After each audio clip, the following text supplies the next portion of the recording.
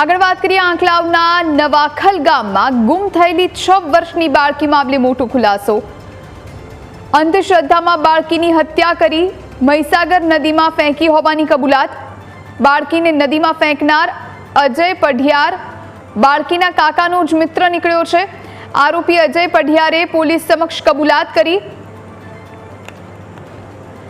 આંકલાવ પોલીસે એનડીઆરએફની ટીમને સાથે રાખી અને બાળકીને શોધવા તજવીજ હાથ ધરી।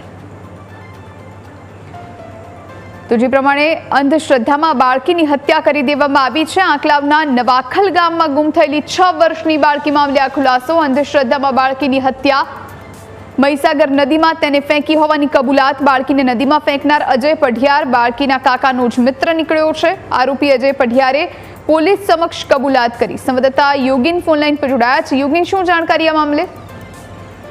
જુહી, આ આંકલાવના નવાખલની ઘટના છે। ગઈકાલે આ 6 વર્ષની બાળકી ગુમ થઈ હતી અને ત્યારબાદ તેને શોધવા માટે પરિવારજનો એક્ટિવ થયા હતા।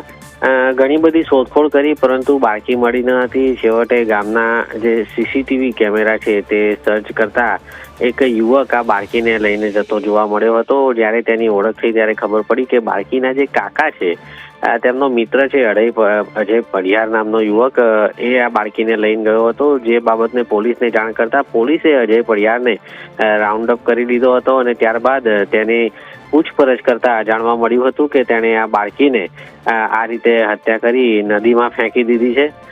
જે બાદ પોલીસે એનડીઆરએફની ટીમને સાથે રાખી નદીમાં બાળકીની શોધખોળ શરૂ કરી છે। જો કે અત્યારે ઉપરવાસમાંથી પાણી છોડ્યા હોવાને કારણે નદીનો પ્રવાહ ખૂબ જ વધારે છે, જેના કારણે હજી સુધી મૃતદેહ મળી શક્યો નથી।